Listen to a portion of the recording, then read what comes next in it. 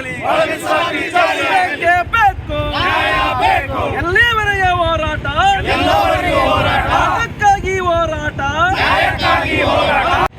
ಮಾಧ್ಯಮ ಸಹೋದರರಿಗೆ ನಮಸ್ಕಾರ. ನನ್ನ ಹೆಸರು ಮಲಿಯಪ್ಪ ಅಂತೇಳಿ ಬಳ್ಳಾರಿಯಿಂದ. ನಾವೇನು ಈ ಕ್ರಾಂತಿಕಾರಿ ಪಾದಯಾತ್ರೆ ಹರಿಹರದಿಂದ ಬೆಂಗಳೂರಿನ ರಾಜ್ಯ ಭವನಕ್ಕೆ ಹೊರಟಿದ್ದೀವಿ. ನಮ್ಮ ಉದ್ದೇಶ ಇಷ್ಟೇ. 2024 ಇಸ್ವಿ ಆಗಸ್ಟ್ 1ನೇ ತಾರೀಕಿಗೆ ಈ ದೇಶದ ಸುಪ್ರೀಂ ಕೋರ್ಟ್ ಆದೇಶ ನೀಡಿದೆ. ಒಳ ಮೀಸಲಾತಿ ಸಂವಿಧಾನಬದ್ಧ ಹಕ್ಕು, ಅದನ್ನು ಜಾರಿ ಮಾಡುವಂಥ ಅಧಿಕಾರ ರಾಜ್ಯ ಸರ್ಕಾರಕ್ಕಿದೆ ಅನ್ನೋದನ್ನು.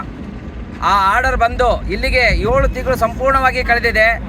ಆಡಳಿತ ರಾಜ್ಯ ಸರ್ಕಾರ ಈ ಒಂದು ಆರ್ಡರನ್ನು ಇಟ್ಕೊಂಡು ಒಳ ಮೀಸಲಾತಿಯನ್ನು, ಪರಿಶಿಷ್ಟ ಜಾತಿಯಲ್ಲಿ ಒಳ ಮೀಸಲಾತಿಯನ್ನು ಕೊಡುವುದನ್ನು ತೀರಾ ವಿಳಂಬ ಮಾಡ್ತಿರುವ ಕಾರಣದಿಂದಾಗಿ ನಾಮಕಾವಸ್ಥೆಗೆ ಈ ಒಂದು ನಾಗಮೋಹನ್ ದಾಸ್ ಅವರ ಸಮಿತಿಯನ್ನು ರಚನೆ ಮಾಡಿದರೇನೋ ಅನ್ನುವಂಥ ಅನುಮಾನ ಇರುವ ಕಾರಣದಿಂದಾಗಿ ಮತ್ತೆ ಬ್ಯಾಕ್ಲಾಗ್ ಪೋಸ್ಟ್ಗಳನ್ನು ಒಳ ಮೀಸಲಾತಿ ಜಾರಿ ಆಗುವವರೆಗೂ ತುಂಬುವಂತಿಲ್ಲ ಅನ್ನುವ ಕಾರಣವನ್ನು ಇಟ್ಕೊಂಡು ನಾವು ಹರಿಹರದಿಂದ ಬೆಂಗಳೂರು ರಾಜಭವನಕ್ಕೆ ಪಾದಯಾತ್ರೆ ಹೊರಟಿದ್ದೇವೆ.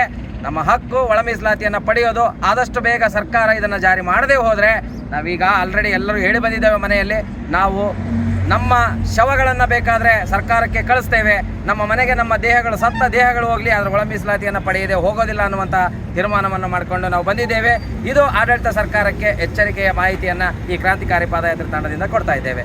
ಜೈ ಭೀಮ್, ಜೈ ಭೀಮ್, ಜೈ ಮಾದಿಗ, ಜೈ ಮಾದಿಗ.